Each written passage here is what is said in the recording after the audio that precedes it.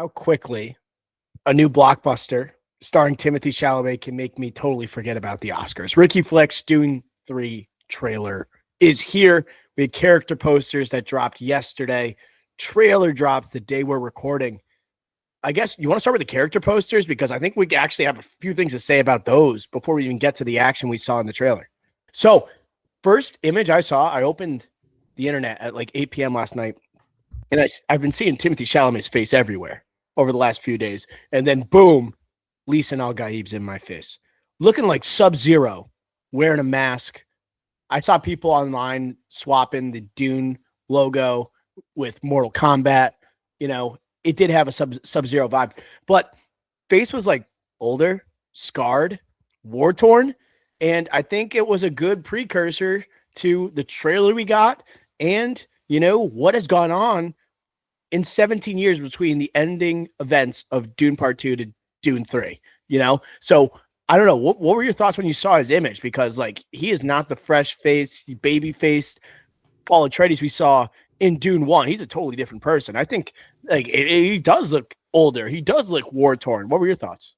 Yeah, so when these posters get dropped, I am like, oh my God. Like they aged him, right? And we know this is like 20 years after the events of Dune 2, right?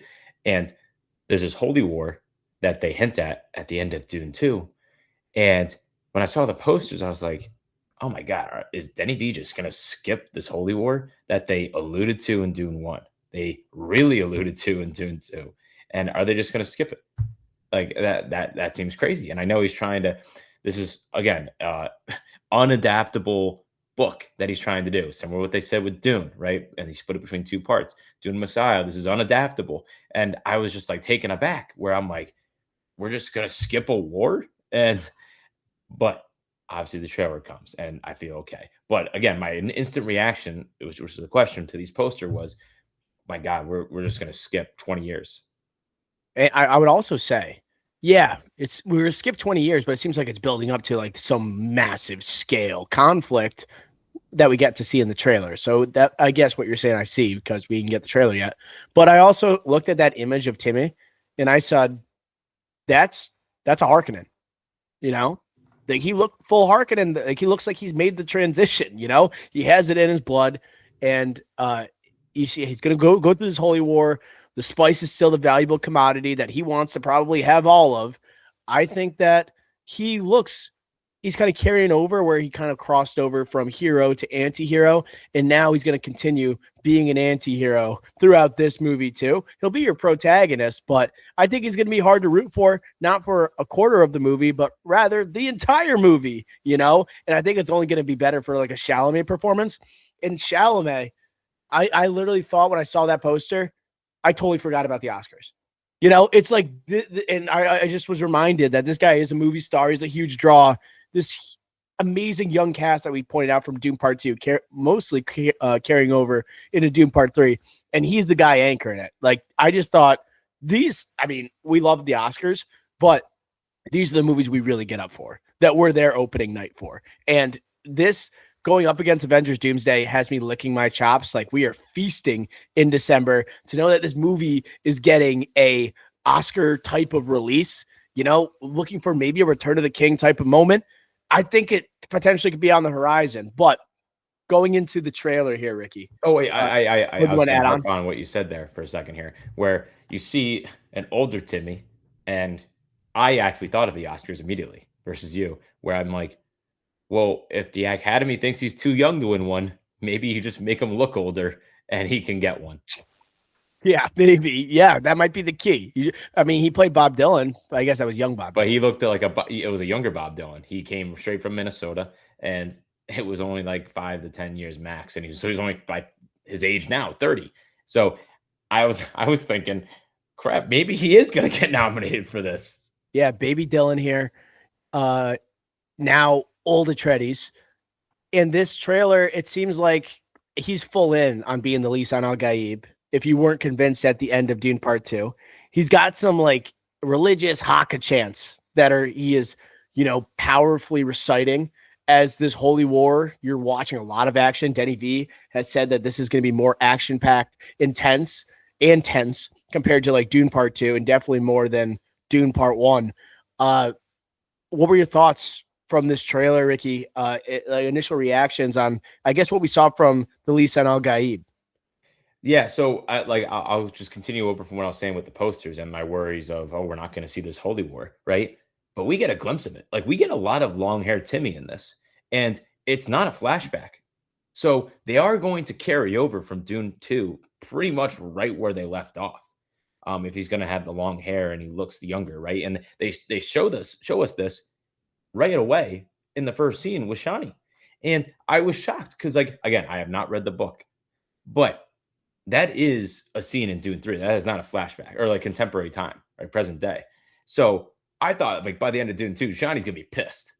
But clearly something's going on there. And then as the trailer went on, when you see Florence Pugh, her character being in secrecy and whatnot, who basically was forced into this marriage that she definitely doesn't support, I could see a turning of events back to Shani and Paul. Again, true love. She's still wearing the blue scarf. They're talking about the kids. So for me, total 180 where I was nervous, but then again, Shani, I forgot in her poster, she's also aging and scarring. So she's a part of this war too. She's with Paul. And as someone that's never read the book, I guess I just didn't see that coming. Yeah, like I mean, Princess Irulan. I'd never read Dune Messiah. I don't know like what the relationship is between her and Paul because it is a political marriage. It doesn't seem good based off this trailer, if I had to guess. It is a deal that's made. There's no scenes with them literally together, and the scenes that they have of Florence Pugh are in the shadows, looking kind of sketchy. And does that hint at, the first, like, and that you have a character, I know Cytail, that's Pattinson's character. He is a conspirator against the Emperor, who is now Paul Atreides. So the second one, it could be like the guy who rose to Emperor. And Dune Messiah, it's part 3. And you already set him up as an anti-hero. Is this movie going to be more of the demise of an emperor? That's what I'm getting a taste of. But yeah, seeing like young, like Chalamet, like young Paul Atreides with Chani, that was kind of like, oh, like I thought they would never talk to each other again. And then they even hint at like some type of battle. Maybe they don't show Paul Atreides. They show a dagger pointed down and they have a narration going, but it's Chani looking very angry across from him. Maybe after the events of Dune 2, you think that is Paul Atreides, but maybe it's someone else. I just think it's missing a little bit of context. It's trying to make you think one thing, and really it's another. And it's the end of the trailer, right? The end of the trailer isn't Paul, right? It isn't Paul at the top of that, Emperor's temple, over everybody, right? The next scene is the ending, and it's with Shani. And you have to remember what else is in this trailer, right? The House of Atreides ring is being exchanged. So because that's a clear exchange, and that's obviously Paul's right now. So who is he giving it to? Right? Is he giving it to Chani? Or dare I say, the biggest, like, besides Paul, contributor to this trailer, Anya Taylor-Joy. Arya, right? Is it Arya? Yeah. Alia, I think. Alia. Right? Because like Alia, if we want to pivot to her real quick, she had a massive part in this trailer. She is in the poster. If we go back to the poster, she's bloody and that and emotional, right? And it's like, oh my god, like she's gonna be in this war. Then she's on a battlefield, right? She's gonna be in this holy war, and she has special powers. She has incredible powers. They alluded to that in Dune 2, right? And she's obviously gonna be on Paul's side or Paul's reign as he's going against these other houses, right? And then she's freaking in all white in front of the Fremen in this trailer, dude. So she's clearly being worshipped. So she has the blood of the Lisan Al Gaib in this movie. She's got the blood of the Lisan Al Gaib, and like and it makes you think like if she has the blood, like she is going to be worshipped as well. And probably, and you saw the relationship that Paul is able to communicate with her while she is inside of Rebecca Ferguson, his mother's belly. So like obviously they have a tight relationship. Some of the weirder scenes in Dune Part 2, but it kind of tells you how tight they're going to be in this movie, and that you might have, this could be like a division of the empire, like I said, a crumbling of the empire type of movie where it's like people within a house taking sides, and pitting themselves against one another. I think that if we're saying Princess Irulan, that kind of looking a little sketchy. I'm still curious about the Duncan Idaho clone that we have to talk about and what side he would truly be on. Is he like a pawn that could be used, against like a Paul Atreides, but I think that we're gonna have like a war within the war, almost type of thing, where you have the Holy War going on, but also like you might have a division of House Atreides, and if you want to call it House Atreides, still, after he's become emperor, And that's is a good that step. division within House Atreides? Again, is it Seitel?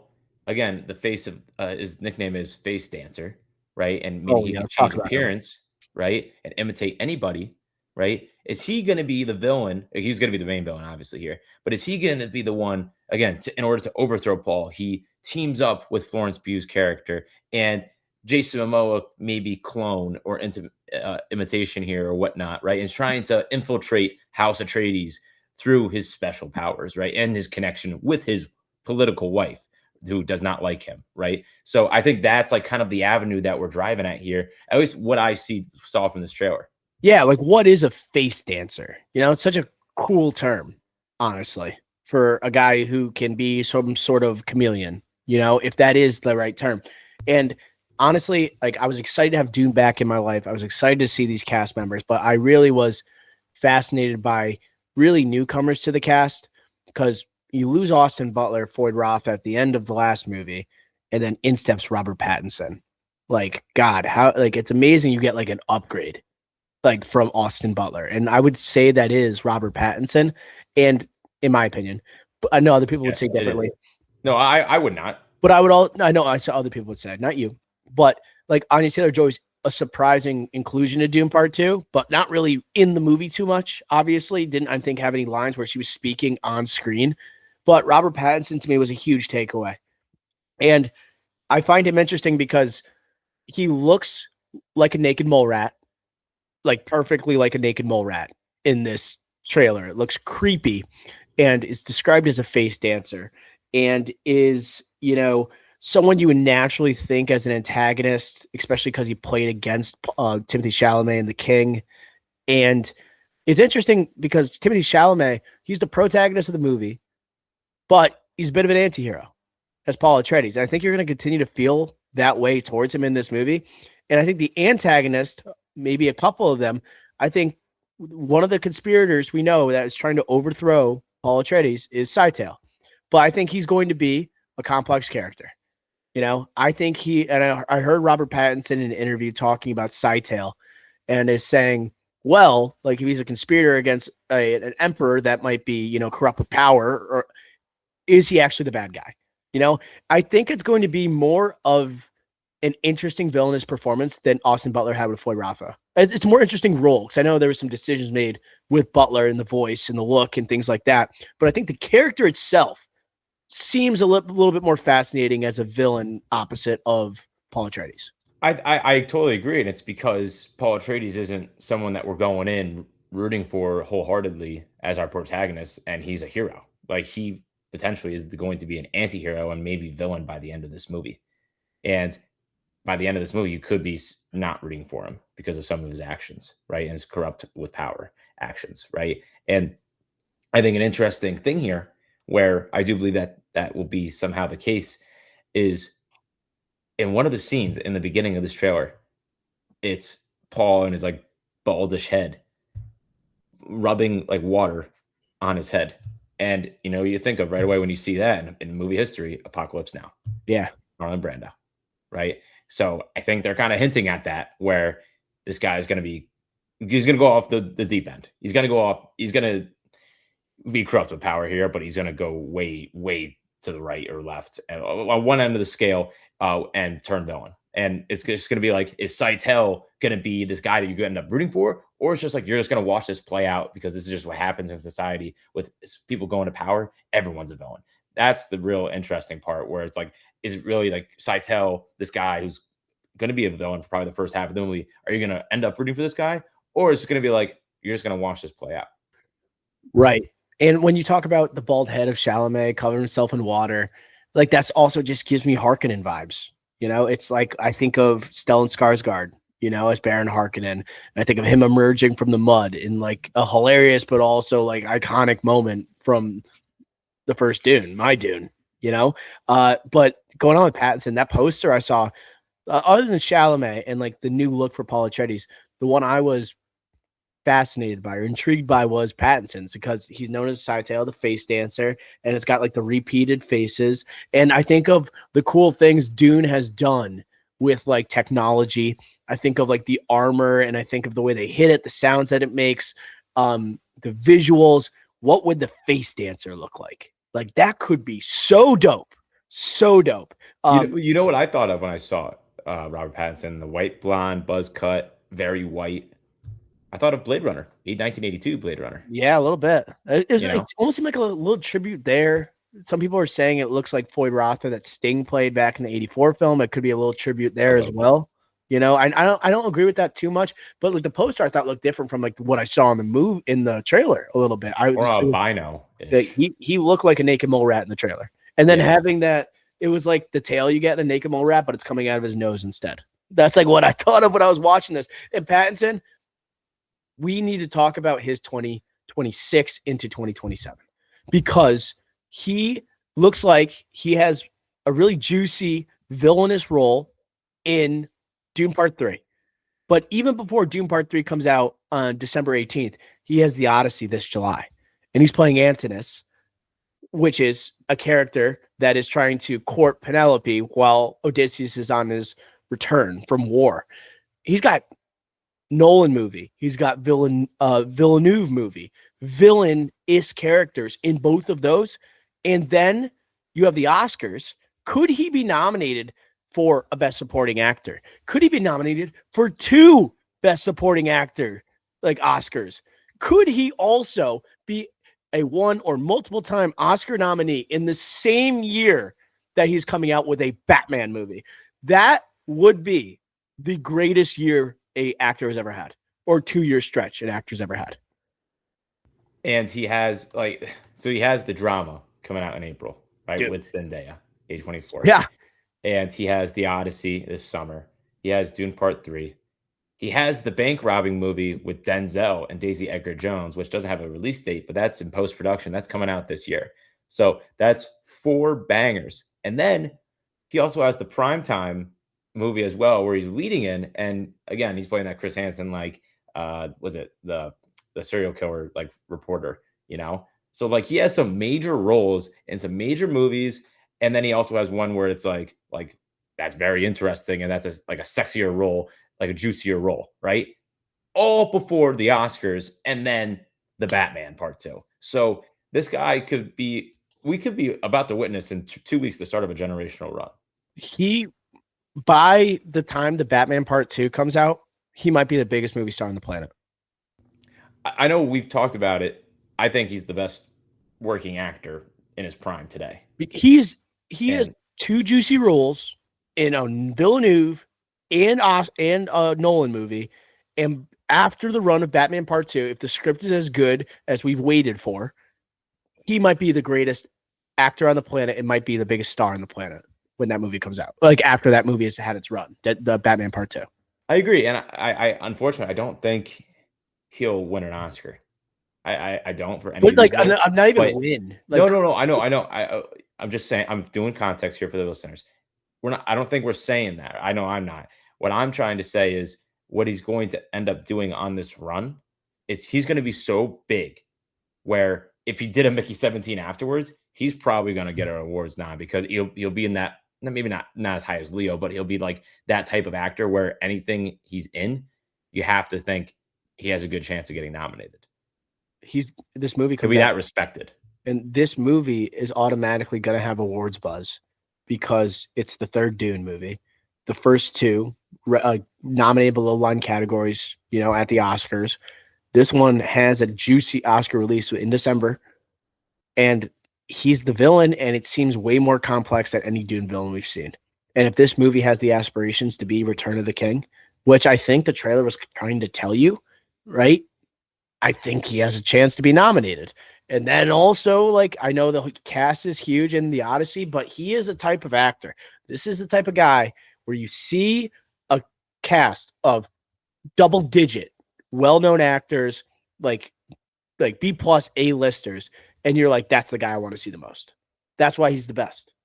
That's why he's the best right now, in my opinion, because he's the guy. You could have the literal best actors on the planet. You could have 10 guys in a row you say are the best. Who's going to have the most interesting performance? Robert Pattinson.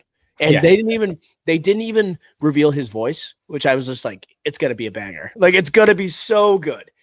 Think of what Butler did with Floyd Rotha and how that kind of was like, oh, unsuspecting because he was the Elvis guy. And then he has Floyd Rotha. It's like, holy crap. Like, what a switch up. Like Pattinson, they're not even telling you what he sounds like. That's going to be unbelievable when you finally get to hear it, because he has something good in store. He's one of the best voice actors on the planet. right. And it is weird coming off of an Austin Butler performance where he was so good. He obviously did not get recognized at the Oscars, and the movie itself didn't get recognized as it should have been because it had no momentum. But this is one where, again, it's gonna be hard to look back and be like, oh, we can recognize Pattinson, but we didn't recognize Butler. But this one will have momentum, you know. Mm-hmm. So this one's like, yeah, you can see it, and then also the fact that it is Robert Pattinson and not Austin Butler, I think is also a key here because it's You're Pattinson, bought in immediately. Like right? you already believe it. And also we have to remember Butler. No one no one was assuming a crazy voice like that because everyone thought, oh, this guy only does Elvis now, right? And then he did that, and everyone's like, oh my god, wait, we have to actually think about Austin Butler as a chameleon. Like a generational talent. Yeah, And then like we know newcomers. We've talked about Anya Taylor-Joy. We've talked about Robert Pattinson, but I want to talk about someone returning to the cast, Jason Momoa. I was so happy to see Jason Momoa back in this. When you look at the star level, but also talent level of all these actors, like star level, Jason Momoa is one of the most well-known actors in the world. But in terms of like talent, he is a notch below everybody. Where it's like obviously Oscar nominated actors, you like the laundry, it's a list goes on and on. But this is the Jason Momoa part where he does belong. It was so well cast the first time with him playing Duncan Idaho as the warrior, the rah-rah guy, the guy who's buddy with Paul Atreides. It's going to be interesting to see him now, maybe 17 years later, a clone of him that still retains all of his memories. But that's what it does in Dunes. Like, you make a clone and it retains your enemies. I think memories. I think it's called a Gola in the franchise. So, what is their relationship going to be like? Right? How is it going to change after 17 years? But Momoa, Zack Snyder said like, oh, he looked at Momoa and thought that's my Aquaman, and he thought he had this genius casting. Like, that's what Denis Villeneuve did, but he actually was right about Momoa with Duncan Idaho. Because like he's not the greatest actor in the cast, but he's perfect for that role. He was like my favorite part of Dune Part 1. it was great. So to have him back, I'm jacked for it. To see them fighting one-on-one, that's going to be another revealing thing where it's like it's a parallel to what you saw in Dune Part 1 and like how does it look in Dune Part 3. It's going to be cool. I think going back to what you were saying at the beginning of that, where it's like he was so good in the first one, but I'm going to be really interested to see the relationship with Paul because Paul's different. They were fighting when in the trailer they were fighting when Paul was bald or buzz Shaved. cut or whatever. So assuming this is 17 years later, so how is the relationship going to have changed? And also Jason Momoa, again, he's known as like a star, charismatic guy. You could see that ripple through in Dune 1, but also the seriousness of the fighting and whatnot, and the physical presence. But in this trailer, he seems a lot colder, less charismatic, more like freaking Game of Thrones, Jason Momoa, versus Less friendly. less friendly and colder. So the clone, again, those theories and whatnot, that seems to be coming to full fruition here. So again, I think what you said there, the relationship with Paul, because they both are changed.